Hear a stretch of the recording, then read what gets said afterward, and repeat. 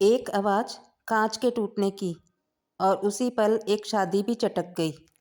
पति को पत्नी की तरक्की बर्दाश्त नहीं हुई। फिर सास ससुर ने जो किया उसने सब बदल दिया। आइए जानते हैं क्या हुआ उस दिन वंदना के साथ। कमरे के भीतर से कांच के टूटने की एक तेज और कर्कश आवाज़ सुनाई दी, जिसके बाद सन्नाटा छा गया। वह सन्नाटा जो शोर से भी ज़्यादा डरावना होता है। बाहर बरामदे में बैठे रिटायर्ड प्रोफेसर दीनानाथ जी के हाथ से अखबार गिर गया। उनकी पत्नी सुमति देवी जो तुलसी को जल चढ़ा रही थी, उनका कलश हाथ से छटक गया। दोनों एक दूसरे को देखे बिना ही समझ गए कि अंदर क्या हो रहा है। यह पिछले 6 महीनों की कहानी थी, लेकिन आज हवा में कुछ अलग ही तनाव था। अंदर कमरे के बीचों बीच फर्श पर लैपटॉप के टुकड़े बिखरे पड़े थे। स्क्रीन बुरी तरह चटक चुकी थी, जैसे किसी ने उसे पूरी ताकत से दीवार पर दे मारा हो। कोने में खड़ी वंदना सिसक नहीं रही थी, बल्कि पत्थर हो चुकी थी। उसकी आंखों में आंसू नहीं, एक गहरा शून्य था। उसके सामने उसका पति विकास हाँफ रहा था। विकास का चेहरा गुस्से और ईर्ष्या से तमतमाया हुआ था। मैंने कहा ना, तुम उस प्रमोशन को स्वीकार नहीं करोगी, विकास चिल्लाया। उसकी आवाज़ में एक अजीब सी कंपन थी, वह कंपन जो एक पुरुष के अहंकार के टूटने पर पैदा होती है। तुम मुझसे ज़्यादा कमाओगी, मेरी टीम को लीड करोगी, समाज में मेरी क्या इज्जत रह जाएगी? लोग कहेंगे कि विकास अपनी बीवी की कमाई पर पलता है। वंदना ने टूटे हुए लैपटॉप की ओर देखा। उसमें उसकी सालों की मेहनत, प्रोजेक्ट्स और वह प्रेजेंटेशन थी जो उसे कल बोर्ड मीटिंग में देनी थी। विकास, वंदना की आवाज़ बहुत धीमी थी, पर उसमें कांच जैसी धार थी। यह सिर्फ प्रमोशन नहीं है, यह मेरी पहचान है। और रही बात इज्जत की, तो इज्जत काबिलियत से मिलती है, पद से नहीं। मैंने तुमसे कभी मुकाबला नहीं किया।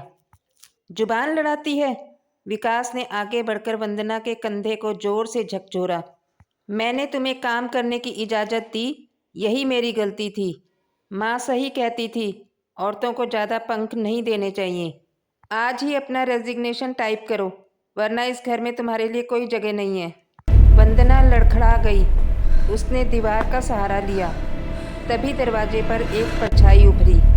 सुमति देवी खड़ी थी। उनकी आंखों में हमेशा रहने वाला डर आज गायब था। उनके पीछे दीनानाथ जी खड़े थे।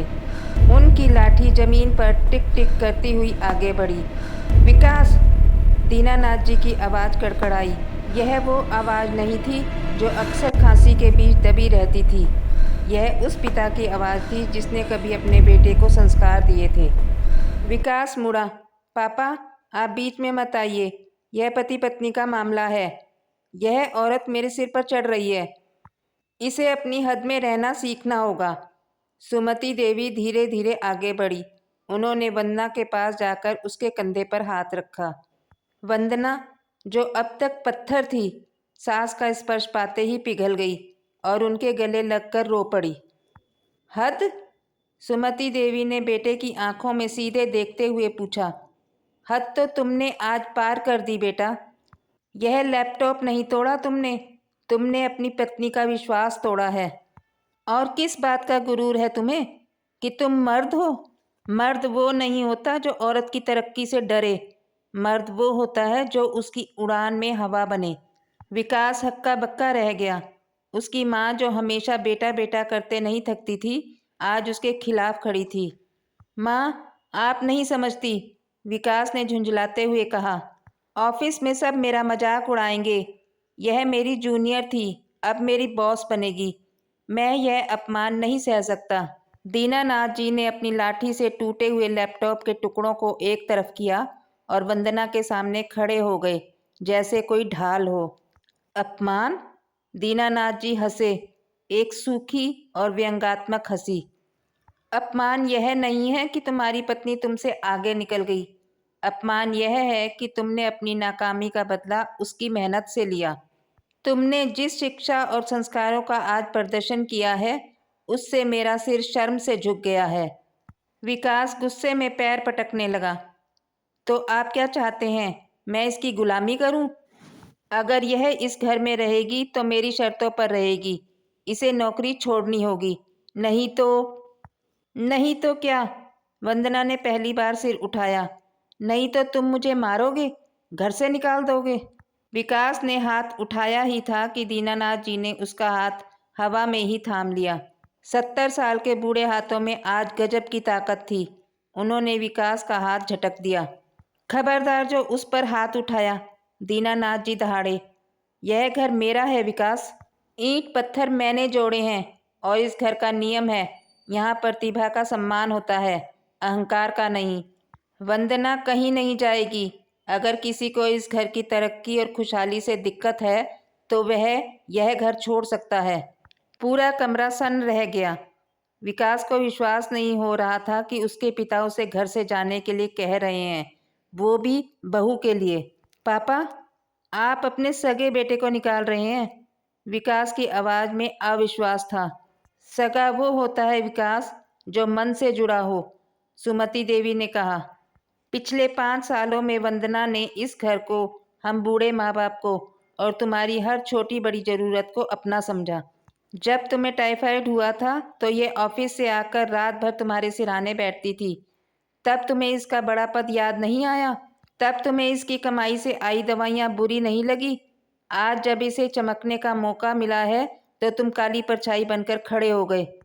वंदना अभी भी रो रही थी, लेकिन अब उसे अकेलापन महसूस नहीं हो रहा था।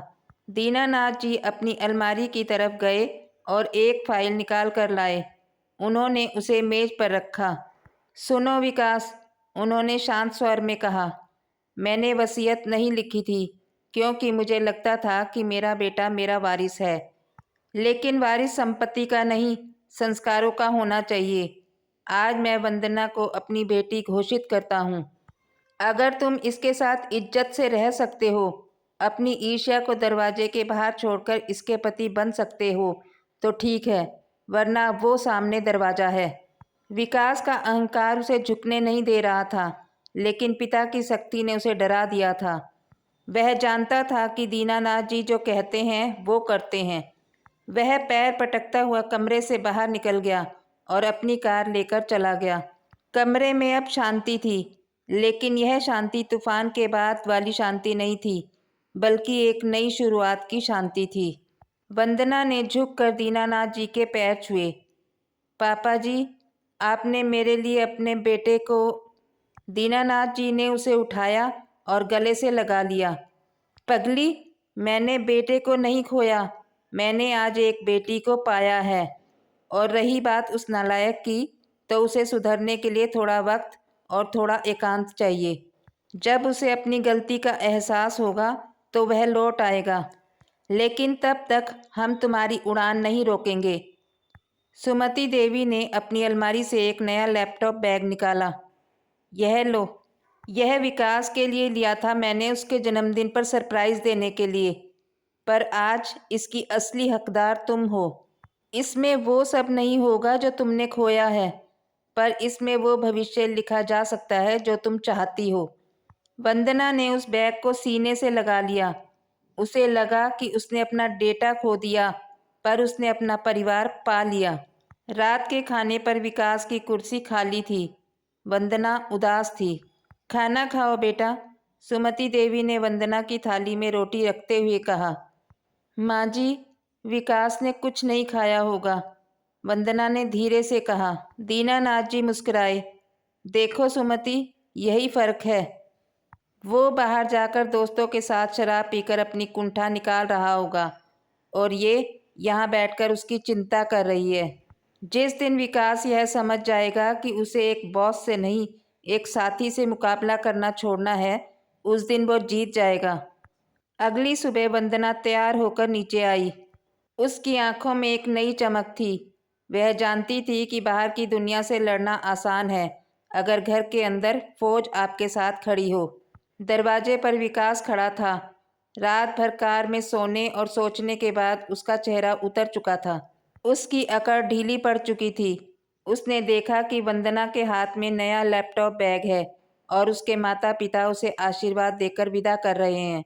विकास ने वंदना का रास्ता नहीं रोका। वह बस सिर झुकाकर एक तरफ हट गया। वंदना रुकी। उसने विकास की ओर देखा। मीटिंग शाम को ख़त्म होगी, अगर तुम चाहो तो हम डिनर पर जा सकते हैं, सेलिब्रेट करने। विकास ने चौंक कर वंदना को देखा। इतना सब होने के बाद भी उसने हाथ बढ़ाया था। उस पल विकास को अपनी लघुता का एहसास हुआ।